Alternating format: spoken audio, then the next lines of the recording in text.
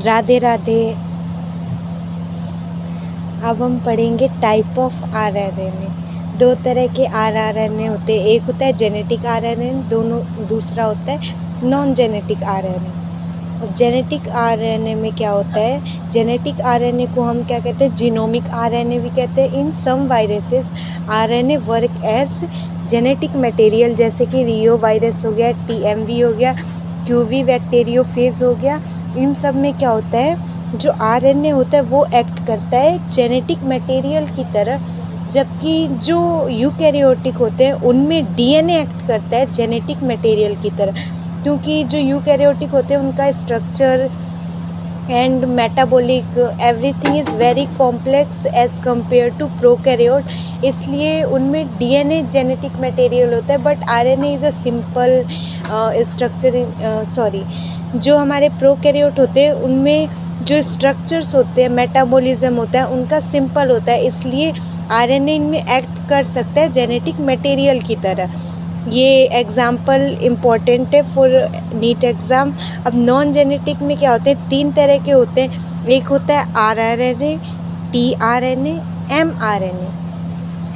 अब आरएनए के फंक्शन क्या होते हैं, आरएनए के बेसिकली तीन फंक्शन होते हैं। RNA act as a adapter, structural and in some cases ये कैटलिस्ट की तरह एक्ट करता है। अब हमें पता है एडेप्टर किसे कहते हैं, जो एक से ज़्यादा फंक्शन परफॉर्म करे, और स्ट्रक्चरल तो पता ही होगा। कैटलिस्ट किसे कहते हैं, जो अगर वो कहीं जाए तो जैसे कि एंजाइम, अगर हम किसी भी चीज़ में हमें किसी भी चेन का फॉर्मेशन करना हो, प्रोटीन का फॉर्मेशन करना हो, या फिर ऐसे फैटी एसिड हो गया, इन सब जो भी हमारे बॉडी के लिए इम्पोर्टेंट है उनका फॉर्मेशन करना हो, तो उनमें हमें कुछ एंजाइम की ज़रूरत होती है।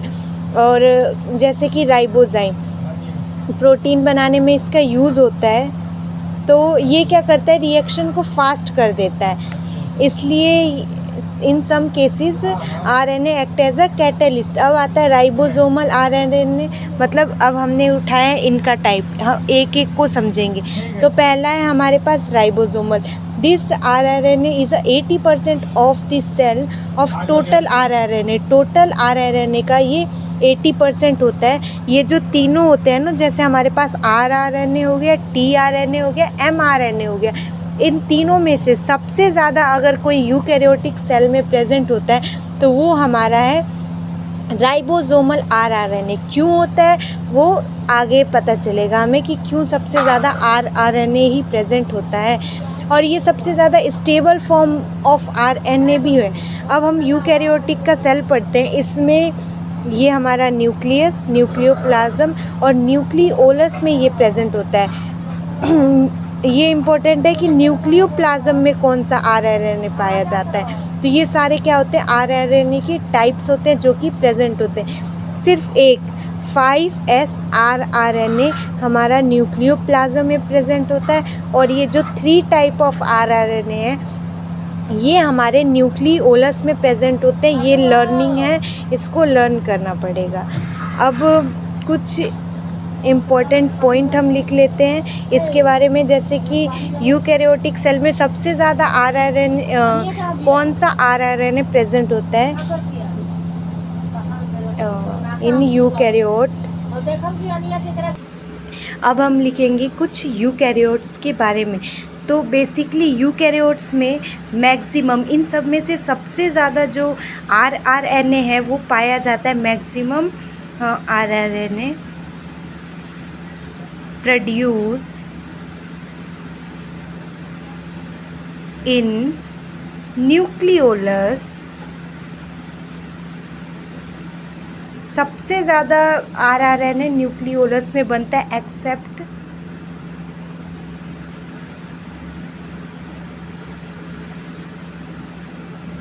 5S rRNA. 5S आरआरएनए को छोड़ के और सारे 5S आरआरएनए किस में बनता है, न्यूक्लियोप्लाज्म में बनता है। वाइल जो 5.8S आरआरएनए है, 18 है, 28 है, ये सारे किस में बनते हैं, न्यूक्लियोलस में बनते हैं। इसीलिए मैक्सिमम आरआरएनए कहाँ पे बनता है, न्यूक्लियोलस में। ये बहुत ही ज़्यादा इम्पोर्टेंट है। एक तो ये वाला और एक ये वाला, उसमें क्या होता है, दो स्टेटमेंट दे देते हैं हमें। बेसिकली अगर आपने, जैसे आप जिस भी इंस्टीट्यूट पे पढ़ते होंगे, उसमें एग्ज़ाम देते होंगे, तो उसमें दो स्टेटमेंट पूछता है, स्टेटमेंट 1 एंड सेकेंड। तो उसमें क्या होता है, ये स्टेटमेंट दे देता है, उसमें कुछ मिस्टेक्स कर देता है और हमसे ये पूछता है, बताइए ये स्टेटमेंट सही है या गलत है। तो ये मस्ट है, मस्ट लर्न टू मस्ट, कि जो आरआरएनए है वो 3 तरह का फंक्शन परफॉर्म करता है, अडेप्टर का, स्ट्रक्चर का, एंड इन सम केसेस वो कैटलिस्ट की तरह एक्ट करता है। और उसका एग्जाम्पल क्या है, राइबोजाइम है। और ये भी मस्ट है कि कौन सा आरआरएनए है जो न्यूक्लियोलस में नहीं बनता है। तो 5S rRNA not made in nucleolus. उसके बाद से हमें पता है 5S आरआरएनए न्यूक्लियोप्लाज्म में बन रहा है। उसके बाद से अगर हम बात करें प्रोकैरियोट्स में, तो जो हमारा प्रोकैरियोट्स होते हैं उनमें जो आरआरएनए वो प्रोड्यूस होता है, वो बनता है साइटोप्लाज्म में।